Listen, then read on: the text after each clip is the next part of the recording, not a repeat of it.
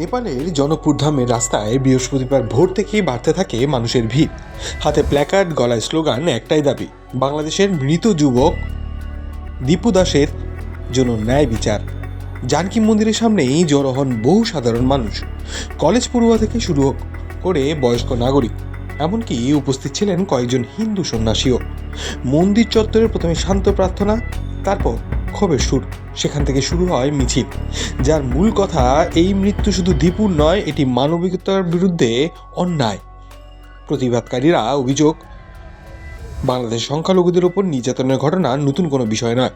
তাদের দাবি, ঐতিহাসিক পরিসংখ্যান বলছে 1948 সালের পর থেকে বিভিন্ন সময়ে রাজনৈতিক অস্থিরতা, ভয়, ভীতি ও হামলার কারণে হিন্দু জনসংখ্যা ক্রমশ কমছে। আর দীপু দাসের নির্মম হত্যাকাণ্ড সেই দীর্ঘ ভয়ের স্মৃতিকে আরও ঘনীভূত করছে। তাই এই হত্যার প্রতিবাদ শুধু বিচারের দাবি নয়, বরং সংখ্যালঘুদের নিরাপত্তা নিশ্চিত করা আহ্বান। মিছিল এগোয় শহরের প্রধান সড়ক ধরে। একদিকে স্লোগান জাস্টিস ফর দীপু, অন্যদিকে বাংলা ও মৈথিলিতে লেখা প্ল্যাকার্ড ন্যায় চাই, সুরক্ষা চায়।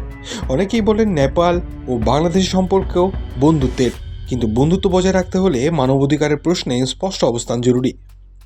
তাদের অনুরোধ, নেপাল সরকার যেন কূটনৈতিকভাবে বাংলাদেশকে সংখ্যালঘুদের নিরাপত্তা ও ন্যায় বিচারের দিকে আরও গুরুত্ব দিতে উদ্বুদ্ধ করে।